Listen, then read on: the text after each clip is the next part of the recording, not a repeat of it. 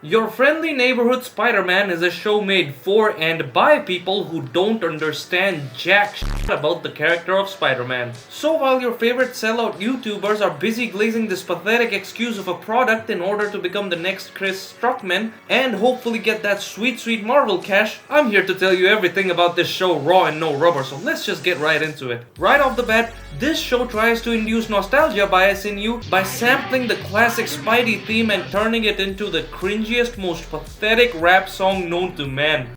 A-N-E-R-D. The people in my city, they call me Spidey. Turn that shit off. Turn that shit off! Why, you may ask? Well, because hip-hop is popular with the kids, you see. How do you do, fellow kids? It also tries to adapt a classic comic style for more nostalgia baiting with its art design and fails miserably. The color grading is trash, the city looks bland and empty, the level of repeating NPCs here rivals early PS2 games, and many times, the show literally just uses static images for background characters. Like, who hit the pause button on these fools, bruh? The only episode of this show that looks good is the final one, which is not something to be proud of, considering it is only one episode out of a 10 episode season. The characters are straight up ugly, and of course the show ticks every box on the woke pandering list. Harry is black, Norman is black, Dr. Connors is black and a woman, like the race and gender swapping is on full swing here. See, that's the point here. These diversity hires aren't talented enough to create their own new thing, so they want your pre-existing thing. Peter is a super short beta male who has an annoying bisexual best friend and a crush on a tall black woman who treats him like a kid. Then when Peter gets cucked by this black high school jock, he actually ends up singing the praises of the guy he got cucked by and being like, wow, he's so smart and strong and so much better than me.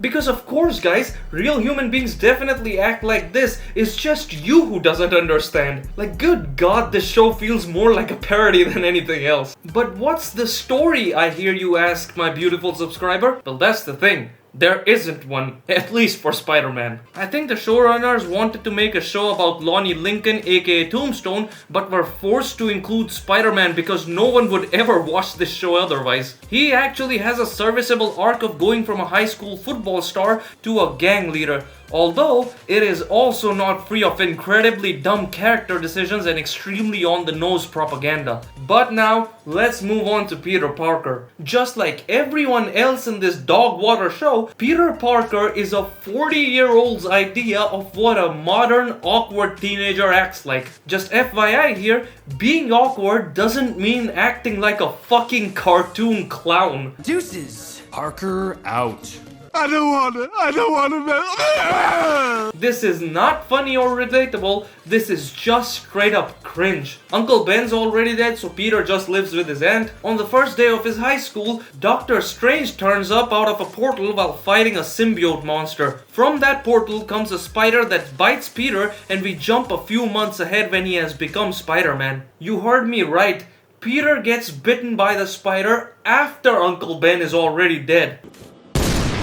It is sad that we live in a world where your beloved characters keep getting sanitized to death by overly sensitive idiots, to the point where we can't even have Peter Parker carry the guilt of his Uncle Ben dying due to his selfishness and then learning to turn that guilt into fuel for using his power for the good of others.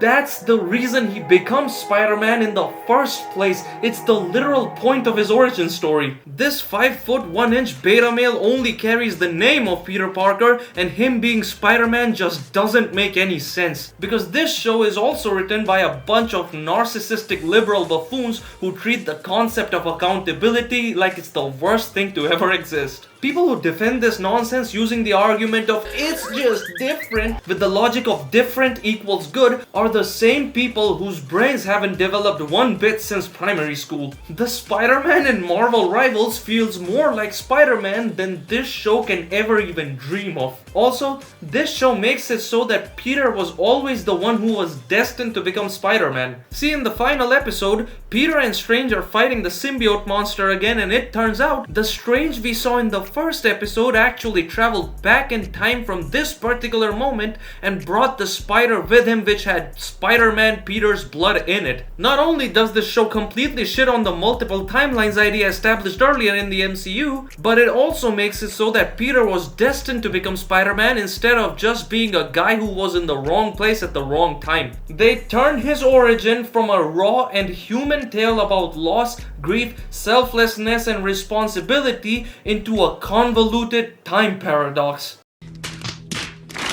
Remember how everyone clowned on The Amazing Spider-Man 2 for making it so that Peter was always destined to become Spider-Man? But now the same people are praising this show when it does the same thing but even worse? Well, that right there is the online community in a nutshell, folks. A bunch of fucking hypocrites. Another thing that this show does, which is literally the bane of every modern iteration of Spider-Man, is it makes it so that he always has people helping him every damn moment. Oh yeah, it wasn't bad enough that Peter had to have a billionaire mentor once again, because that's definitely so relatable, isn't it, guys? In fact, I guarantee that everyone watching this video has a sugar daddy and a couple more people at their service at all times. Right.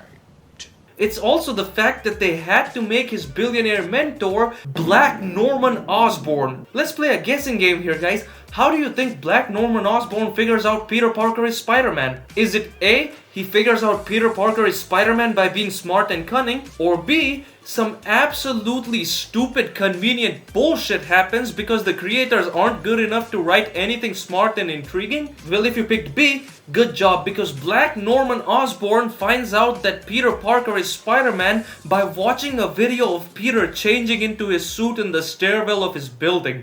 What?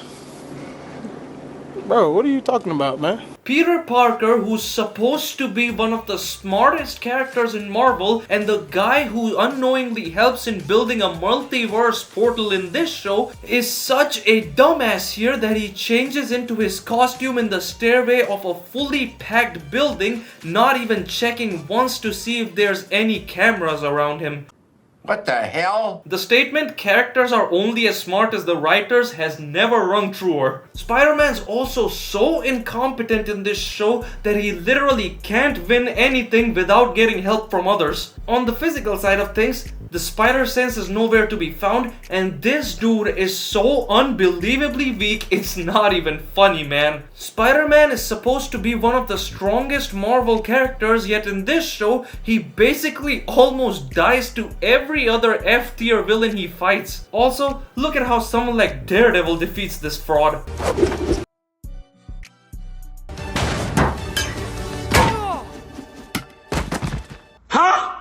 On the mental side of things, this jackass can't even beat his first set of supervillains without Black Norman Osborn literally just telling him how to do it. Remember how back in the day Spider-Man always found interesting ways to outsmart his villains so as to defeat them while trying to avoid hurting them as much as possible in the process? Well, too bad, honey. You better get amnesia for that shit because you ain't gonna find any smart writing like that in this show. Listen to this. There is no actual arc for Spider-Man in his own show. Like, holy shit, this dude isn't even a person, man. There is nothing raw and human about him at all. It's a safe, sanitized, cheap, nothing burger ass imitation of what Peter Parker and Spider-Man is supposed to be, written by spineless hacks. Oh, and don't believe those stupid ass Instagram clips trying to make it seem like this show is mature or something, because they don't make any sense. All I could think about when an idiot like this tries to sound mature is what Kendrick said in N95. Take off the fake deep, take off the fake woke, take off the I'm broke, I care. Take it off! This show also tries super hard to be dark at points and ends up looking even more stupid.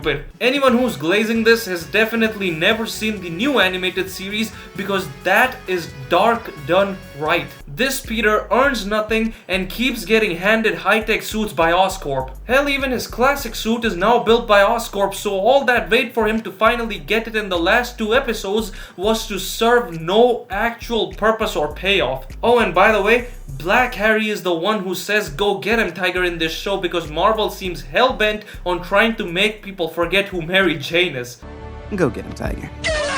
But But what about the villains, Gaming Tank? Well, Doc Ock is an incel now who is very concerned about XP farming on MMOs. Mac Gargan, aka Scorpion, is no longer a private investigator screwed into being stuck in a scorpion armor by J. Jonah Jameson. In fact, JJJ isn't even in this show, which is a good thing now that I think about it, because they would have sanitized the fuck out of him as well. Now Scorpion is just a one-dimensional gang leader with zero depth who just wanted to become more powerful. Absolutely amazing strides we're making in terms of characters here, guys. I can keep going on about how this stupid ass show makes absolutely zero sense, with stuff like a pathetic villain like Scorpion almost killing Spider-Man, and then instead of letting Spidey have his moment and making their rematch a one-on-one, he again gets help in the form of Lonnie, who is somehow able to dodge more attacks than Spider-Man himself, even though the only power he got was of durability. Jesus Christ, man, what the hell were they smoking when they made this pile of trash? Remember how in the Spectacular Spider-Man, the creators managed to tell grown-up stories while also pacing the show in a way that it's always fun to watch? Hey! Oh, I got the thing on the thing. What do I win? You! I win me? That makes no sense. Well, this show on the other hand is an absolute chore to get through, with pacing so fucked it makes Lana Rhodes blush. In the 8th episode, this dude doesn't put on the costume once, so there is no break from the poorly written and forced artificial drama. This is genuinely the worst version of Peter Parker and Spider-Man ever put to screen, and that's really saying something. Here's another news for you guys. Gwen Stacy has already been confirmed for the next season, even though this underdeveloped, no personality Peter has been written like doo-doo water and isn't even 16 years old yet. If that sounds familiar to you, it's because this show is acting like a spiritual successor to another bad show called Marvel's Spider-Man 2017. The makers of this show are such compulsive liars who are marketing this as the return to roots of classic Bronze and Silver Age comics, while in reality, nothing about this show even resembles the idea or depth behind those comics in the slightest. I seriously miss the days when these shows were made by passionate, talented and hardworking people who adored what they were working on instead of self-absorbed, narcissistic corporate puppets disguised as artists. As someone who has adored this character since he was 2 years old, your friendly neighborhood Spider-Man is a slap in the face of everyone who loves the character of Peter Parker and of Spider-Man. Fuck this show.